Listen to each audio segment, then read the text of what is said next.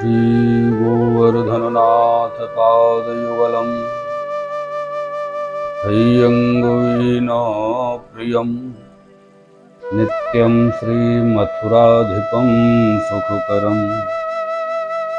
श्रीविठ्ठलेशं मुदा श्रीमद्वारवतीश गोकुलपति श्रीगोकुलेन्दुं विभुं श्रीमन्मन्मथमोहनं नटवरं श्रीबालकृष्णं भजे। कलिन्दगिरिमस्तके पतदमन्दपूरोज्ज्वला विलासगमनोल्लसत् प्रकटगण्डशैलोन्नता सघोषगतिदन्तुरा समधिरूढदोलोत्तमा मुकुन्दरतिवर्धिनी जयति पद्मबन्धो सुता। श्याम सुंदर श्यामने महारानी की जय हो। श्री गोवर्धन नाथ की जय हो। श्री गिरिराज धरण की जय हो। श्री वल्लभाधीश की जय हो। श्री गोसाई जी परम दयाल की जय हो। सर्वप्रथम तो आप समस्त भगवत चरणानुरागी प्रियजनों को सादर भगवत वंदन। जय श्री कृष्ण। मेरे प्रियजनों, श्री यमुनाष्टकम के गूढ़ भाव के भाग 6 में आपने भाग 7 में आपने श्रवण किया श्री यमुना जी का स्वरूप। ये श्री यमुना जी के 2 श्लोक पर हम चल रहे हैं और श्री यमुना जी का गुणगान आगे हम सब श्रवण करते हैं। प्रियजनों,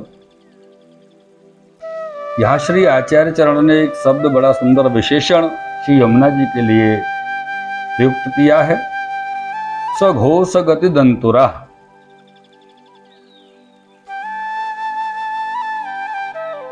प्रिय समागम की उत्कट लालसा से तरंगायिता। कौन? श्री यमुना जी। श्री यमुना जी लीला स्थली व्रज में शीघ्र पहुंचने के लिए अपने अमंद वेग से ऊंची नीची शिलाओं पर उछलती हुई,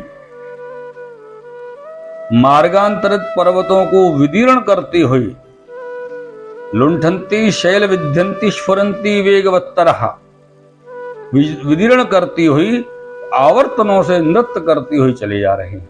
ऐसा श्री यमुना जी का सुंदर स्वरूप आप ध्यान कीजिए, चिंतन कीजिए मेरे प्रियजनों, आपको वो आनंद की अनुभूति होगी श्री यमुना जी के स्वरूप।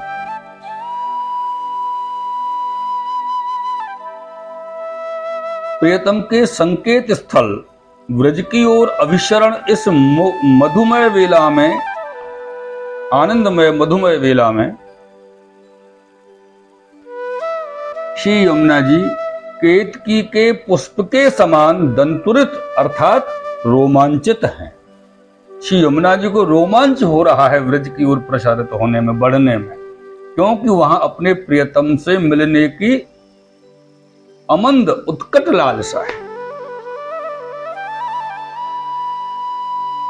और श्री यमुना जी ने नूपुर धारण किए हैं। नूपुरों की झंकार, रुंझुन, सघोष, जो घोष शब्द है, आवाज जो आ रही है नूपुरों की, वो कौन से नूपुर श्री यमुना जी ने धारण की है प्रियजन? और वो कौन से नूपुर का स्वर आ रहा है, घोष प्रकट हो रहा है? वो है श्री यमुना जी के प्रवाह वेग से जल के कलरव की घोष, जल के कलरव की आवाज, जल के कलरव की रुंझुन। ये श्री यमुना जी के संगीत में सघोष गति है।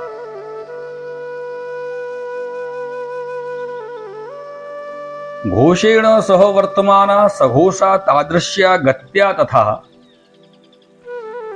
प्रियजनों, श्री यमुना जी अपने प्रियतम से सम्मिलन की विविध रसमयी संवेदनाओं से अभिभूत श्री यमुना जी अंतर्गत रजोगुण जनित कामावेश से मधुर शब्द में गुनगुनाती हुई, आहा कैसा आपका दर्शन है, गुनगुनाती हुई चली जा रहे हैं। सघोषो गति दंतुरा। प्रियजनों, यहां घोष का जो अर्थ है वो शब्द है। सघोष गति अर्थात शब्द सहित गतिमान, शब्द सहित आपका गमन। ऐसे श्री यमुना जी के स्वरूप, ऐसा आपका अलौकिक अद्भुत उनके गति के दर्शन, मेरे प्रियजनों, यहां पर एक भाव व्यक्त करने की इच्छा है जो एक वैष्णव श्री आचार्य चरण के भय हैं, गंगाबाई छत्राणी। उनने बड़े सुंदर भाव व्यक्त किए हैं। कौन पे जात श्री यमुने जो वर्णे। आहा, कौन श्री यमुना जी, ऐसे श्री यमुना जी को वर्णन कर सके, संभव नहीं है। कौन पे जात श्री यमुने जो वर्णे, सबही को मन मोहत मोहन, सो पिया को मन है जो हरने। इन बिना एक क्षण रहत नहीं जीवन धन, ब्रज चंद मन आनंद करने। श्री विठ्ठल गिरिधरन संग आए, भक्त के हेत अवतार धरने। कौन पे जात श्री यमुने जो वर्णे। मेरे प्रियजनों, ऐसा श्री यमुना जी का सुंदर दर्शन आप कीजिए।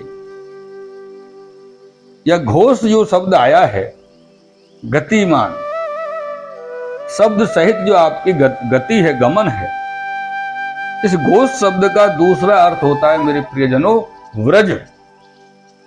व्रजजन तथा गोवृंदादि नित्य व्रज के साथ ही के कारण सघोष कहलाते हैं। क्यों? क्योंकि व्रज इनकी निरोध स्थल है। ये व्रज को छोड़कर वे कदापि अन्यत्र नहीं जाते, कदापि नहीं। क्योंकि श्री यमुना जी इनकी एकमात्र समाश्रया हैं। इन व्रजजनों की गति क्रीड़ार्थ, खेलने के लिए अथवा घूमने फिरने के लिए, पर्यटनार्थ श्री यमुना जी तक ही सीमित। इसी तरह श्री यमुना जी भी व्रज से नित्य संबंध है। श्री यमुना जी का भी ब्रज से नित्य संबंध है। अतः श्री यमुना जी भी सघोष हैं। श्री यमुना जी और घोष, घोष अर्थात ब्रज, ब्रजजन, दोनों ही लीला संबंधी हैं। दोनों के समान भाव हैं।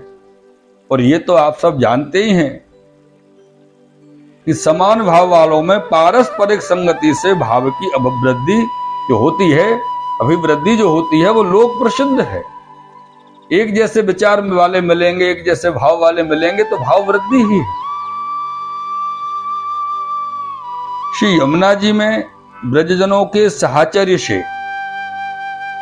भावोदय जनित विविध विकार मेहता सहज ही है। प्रियजनों, इस अर्थ में यह प्रश्न किया जा सकता है कि ऐसा क्यों? श्री यमुना जी ने अभी अपने मूल धाम से प्रस्थान ही तो किया है, ब्रजभूमि तक तो अभी पहुंची भी नहीं है। तो फिर उनकी यानी कि श्री यमुना जी की सघोष गति, स्वजनों से पारस्परिक संगति की संभावना कैसे की जा सकती? अभी तो ब्रज पहुंचे ही नहीं। प्रियजनों, इसके उत्तर में श्री पुरुषोत्तम जी समाधान कर रहे हैं, उत्तर दे रहे हैं और आज्ञा कर रहे हैं कि भगवद लीला नित्य है, अतः व्रज का श्री यमुना जी के मूल धाम से नित्य ही संबंध रहता है। अपने मूल धाम में श्री यमुना जी व्रज से नित्य संबंधित हैं। इसलिए यहां जो ये बात आई है कि व्रजजन जो सघोष जिनका संबोधन किया गया है और श्री यमुना जी सघोष का जो संबोधन किया गया है वो दोनों समभाव वाले हैं। श्री पुरुषोत्तम जी के मत में घोष का व्रज अर्थ की अपेक्षा शब्द अर्थ अधिक उत्तम है, क्योंकि व्रज के पक्ष में अर्थ करने से प्रथम तो उत्प्रेक्षा का सहारा लेना पड़ता है तथा ब्रजजनों की संगति से श्री यमुना जी भी मानो विविध विकार वाली हैं। उसके उपरांत इस अर्थ से यह प्रतीत होता है कि श्री यमुना जी में भगवत भाव सुलभ सहज विकार महता नहीं है, अपितु ब्रजजनों की संगति से यह सब संभव हुआ है। इस प्रकार इस अर्थ से इस कथन की स्वाभाविकता में भी न्यूनता आ जाती है। प्रियजनों, घोष के शब्द तथा व्रज, घोष के अर्थ में शब्द तथा व्रज दोनों ही अर्थ संग्राही हैं, लिए जा सकते हैं।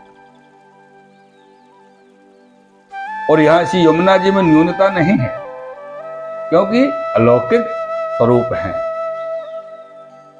सघो सगति दंतुरा। प्रियजनों, इस पद में दंतुरा का अर्थ विविध विकार वाली श्री यमुना जी। कैसी? विविध विकार वाली।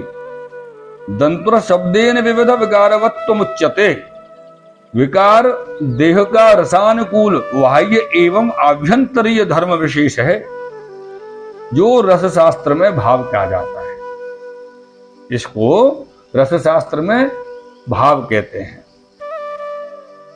और रोमांच आभ्यंतरीय काम विकार की बाह्य अभिव्यक्ति होने के कारण से श्रृंगार रस का सात्विक भाव कहा जाता है। अतः यहां दंतुरा का जो अर्थ रोमांचित किया जा सकता है, तथापि दंतुर शब्द से उसके लाक्षणिक अर्थ के अनुसार श्री यमुना जी की विविध विकार महता का ही निर्देश किया जा रहा है। ये हमको विशेष समझने वाली बात है प्रियजन। ये समझना है कि कौन से शब्द को कहां भाव देना है, कौन सा शब्द कहां भाव प्रकट कर रहा है, कौन सा शब्द कहां पर उपयुक्त है। दंतुरम तुन्नतावनतम, कारण कि यह दंतुर का कोशोक्त उन्नतावनत अर्थ नहीं लिया जा सकता, क्योंकि श्री यमुना जी उन्नतावनत, श्री यमुना जी की उन्नतावनत गति का वर्णन विलास गमनोल्लसत इस विशेषण में पहले हो चुका है। इसलिए उसी अर्थ को दोबारा तो नहीं लिया जा सकता। इसलिए दंतुरा का अर्थ विविध विकारमय श्री यमुना जी, यही अर्थ यहां पर प्रयुक्त है, संयुक्त है। मेरे प्रियजनों, श्री यमुना जी का ऐसा स्वरूप, ऐसा विशेष विशेष आनंदमयता जो श्री यमुना जी के स्वरूप में, यमुना जी के दर्शन में, यमुना जी के विचारमयता में, यमुना जी की गति में और यमुना जी की रति में है, हमारा आपसे एक छोटा सा अनुरोध है। एक बार श्री यमुना जी के विषय में इस प्रकार का आप विचार अवश्य करें। यमुना जी को इस प्रकार से एक बार सोचे जरूर। श्री यमुना जी का चिंतन, यमुना जी का मनन इस प्रकार से अवश्य करें। मेरे प्रियजनों, इन्हीं भावों के साथ आज का ये श्री यमुनाष्टकम का गूढ़ भाव के 8वें भाव का विश्राम यहां दे रहे हैं, और आगे का भाग फिर आगे आप सबके समक्ष प्रसारित होगा।